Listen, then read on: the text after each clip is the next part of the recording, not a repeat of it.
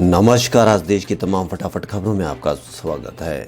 बिहार विधानसभा चुनाव के नतीजे आ चुके हैं। बिहार की सत्ता से 15 साल का वनवास खत्म करने के इरादे से चुनाव मैदान में उतरी राष्ट्रीय जनता दल का इंतजार 5 साल और बढ़ गया है। जनता ने बिहार की सत्ता का ताज एक बार फिर नीतीश कुमार के सिर पर सजा दिया है। बिहार में नीतीश कुमार के नेतृत्व वाले राष्ट्रीय जनतांत्रिक गठबंधन के उम्मीदवार 243 में से 125 सीटों पर विजय रही हैं। यही बहुमत के लिए जरूरी 122 के जादुई आंकड़े से 3 अधिक है। आरजेडी की अगुवाई वाले विपक्षी महागठबंधन को 110 सीटों पर जीत मिली है। कोरोना वायरस वैक्सीन को लेकर आ रही अच्छी खबरों के बीच सोने चांदी की कीमतों में भारी गिरावट दिख रही है। ग्लोबल मार्केट में सोना 7 साल के निचले स्तर पर पहुंच गया। हालांकि इसमें अभी रिकवरी भी देखने को मिली।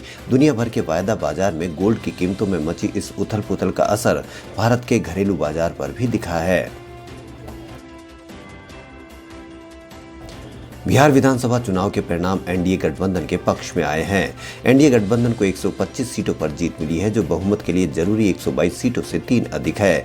बीजेपी को 74 और जेडीयू को 3 सीटों पर जीत मिली है। बीजेपी पहले ये साफ कर चुकी है कि सीटें कम आए नीतीश कुमार ही अगले सीएम बनेंगे। नीतीश लगातार चौथी बार और कुल 7वीं बार बिहार के मुख्यमंत्री पद का कार्यभार संभालेंगे। वे राज्य के 37वें मुख्यमंत्री के रूप में शपथ लेंगे। दिल्ली और आसपास के शहर जैसे कैसे गैस चैम्बर बन गए, इसका सबूत है कि दिल्ली एनसीआर के 73% घरों में अब एक या ज्यादा व्यक्ति प्रदूषण से जुड़ी दिक्कतों से पीड़ित हैं, जैसे कि खांसी, सर्दी, गले में खराश, सिर दर्द, आंखों में जलन और सांस लेने में कठिनाई आदि। क्षेत्र में राजधानी दिल्ली में सबसे ज्यादा 85% घर है जहां एक या उससे अधिक व्यक्तियों को प्रदूषण वाली बीमारियों का सामना करना पड़ रहा है। इसके बाद नोएडा, फरीदाबाद, गाजियाबाद और गुरुग्राम का नंबर आता है। वहीं दिल्ली कैपिटल्स को आईपीएल 13 के फाइनल में मात देकर मुंबई इंडियंस ने 5वीं बार आईपीएल ट्रॉफी पर कब्जा जमाया। मुंबई इंडियंस ने आईपीएल का 5वां खिताब जीतकर आईपीएल में अपनी श्रेष्ठता साबित की है। इससे पहले मुंबई ने 2013, 2015, 2017 और 2019 में खिताबी जीत हासिल की थी। फाइनल में रोहित के धुरंधरों ने दिखाया कि क्यों उनकी टीम आईपीएल इतिहास की सफलतम टीमों में से एक है। आईपीएल के 13वें सीजन के फाइनल के बाद इनामों की बारिश हुई। चैंपियंस मुंबई इंडियंस को 20 करोड़ रुपए की इनामी राशि हासिल हुई। फाइनल में हारी दिल्ली कैपिटल्स की टीम 12.5 करोड़ रुपए इनाम की हकदार बनी।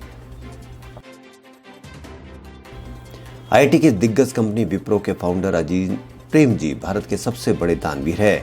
उन्होंने पिछले वित्त वर्ष यानी 2019-20 में करीब 7,904 करोड़ रुपए तक दान किए। हारून इंडिया द्वारा जारी परोपकारियों की सूची में ये बात सामने आई है। इस तरह अजीम प्रेमजी ने हर दिन करीब 22 करोड़ रुपए का दान किया।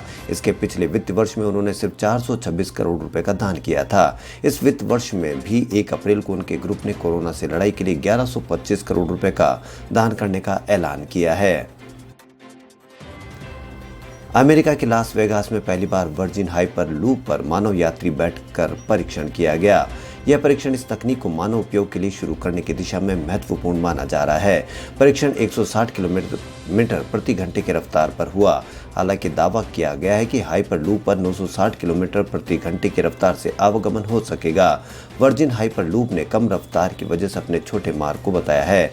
यह अभी केवल 500 मीटर लंबा है। कोरोना वायरस की जांच के लिए भारतीय वैज्ञानिकों द्वारा विकसित फेलुदा जांच किट को अब दुनिया भर में उपलब्ध कराने पर काम शुरू हो चुका है। पहली बार भारत में खोजी और निर्मित कोविड-19 जांच किट का दुनिया भर के देशों में इस्तेमाल किया जाएगा। इसके लिए हर माह 10 लाख किट्स की क्षमता के साथ उत्पादन का कार्य शुरू हो चुका है। दिसंबर में यह बाजार में आ जाएगा। केंद्र सरकार ग्रामीण क्षेत्रों के 1 लाख परिवारों की वंचित महिलाओं को डिजिटल क्षेत्र में सशक्त करेगा। आगामी 10 महीनों में इन महिलाओं को डिजिटल साक्षरता, रोजगार बढ़ाने, नैनो एंटरप्रेन्योरशिप और संचार कौशल जैसे विषयों में 70 घंटे की ट्रेनिंग करवाई जाएगी। इसमें ऐसी युवतियों और महिलाओं को प्राथमिकता मिलेगी जिन्हें परिवार चलाने या फिर कोविड-19 के चलते नौकरी प्रभावित हुई है। महाराष्ट्र के नागपुर से एक परिवार ने अमेरिका के नए राष्ट्रपति जो बाइडेन का दूर का रिश्तेदार होने की बात कही है। परिवार का कहना है कि वे भी बाइडेन हैं और 1873 में यहाँ है। बता दें कि बाइडेन 2013 में बतौर उपराष्ट्रपति भारत आए थे। तब उन्होंने मुंबई में एक भाषण में कहा था कि 1972 में जब वे पहली बार सीनेटर बने तो उन्हें मुंबई से एक बाइडेन का पत्र मिला था। मुंबई वाले बाइडेन ने उन्हें बताया कि दोनों के पूर्वज एक ही है। उक्त पत्र में उन्हें जानकारी दी गई थी कि उनके पूर्वज 18वीं सदी में ईस्ट इंडिया कंपनी में काम करते थे। खेल जगत में यौन शोषण और लैंगिक भेदभाव के मामलों का शीघ्र निस्तारण होना चाहिए और इसके लिए मध्यस्थता की जरूरत है। सुप्रीम कोर्ट के पूर्व जज A.K. सीकरी ने मंगलवार को टिप्पणी की।